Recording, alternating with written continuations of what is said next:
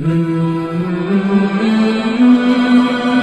اللہ الرحمن الرحیم۔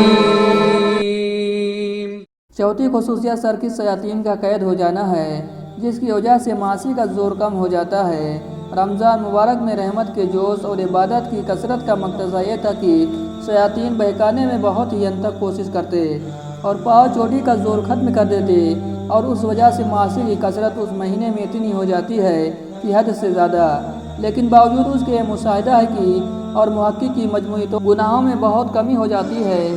کتنے شرابی کبابی ایسے ہیں کہ رمضان میں خصوصیت سے نہیں پیتے، اور اسی طرح اور بھی گناہوں میں کھلی کمی ہو جاتی ہے، لیکن اس کے باوجود گناہ ہوتے ضرور ہیں، مگر ان کے سرزد ہونے سے اس حدیث پاک میں تو کوئی اشکال نہیں، اس لیے کہ اس کا مضمون ہی یہ ہے کہ سرکش شیاطین قید کر دیے جاتے ہیں۔ اس بنا پر اگر وہ گناہ غیر سرکشوں کا اثر ہو تو کچھ خلجان نہیں۔ البتہ دوسری روایات میں سرکش کی قید بغیر متعلقہ شیاطین کے مقید ہونے کا ارشاد بھی موجود ہے۔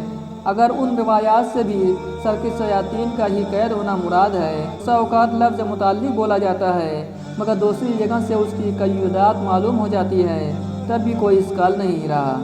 البتہ اگر ان روایات سے سب شیاطین کا مبعوث ہونا مراد ہو، تب بھی ان معاصی کے صادر ہونے سے کچھ خلجان نہ ہونا چاہیے، اس لیے کہ اگر معاصی عموماً شیاطین کے اثر سے ہوتے ہیں، اگر سال بھر کے ان کے تلبس اور اختلاط اور زہریلے اثر کے جماؤ کی وجہ سے نفس ان کے ساتھ اور درجہ مانوس ہو جاتا ہے کہ تھوڑی بہت غیبت محسوس نہیں ہوتی، بلکہ وہی خیالات اور طبیعت بن جاتی ہے۔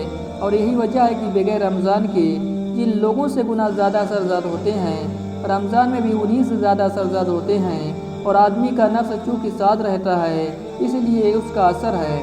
دوسری بات ایک اور بھی ہے، نبی کریم صلی اللہ علیہ وسلم کا ارشاد ہے کہ جب آدمی کوئی گناہ کرتا ہے تو اس کے قلب میں ایک کالا نقطہ لگ جاتا ہے، حتیٰ کہ اس کا قلب بالکل سیاہ ہو جاتا ہے، پھر خیر کی بات اس کے قلب تک نہیں پہنچتی۔ اس وقت اللہ ثانو نے اپنے کلام پاک میں کلا بل ران علی قلوبہم سے ارشاد فرمایا ہے کہ ان کے قلوب زنگ آلودہ ہو گئے۔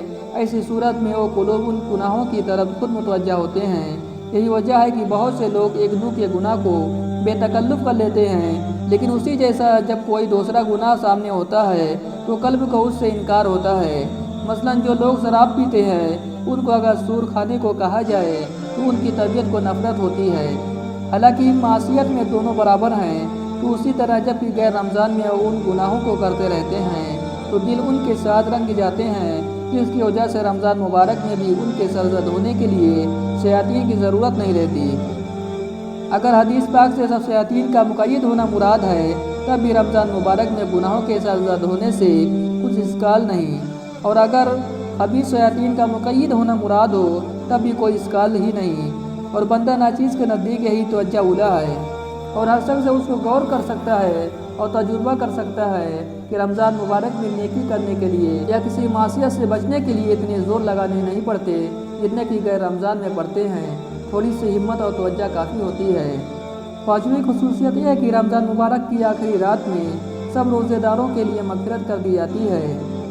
سب روزے داروں کی مغفرت کر دی جاتی ہے۔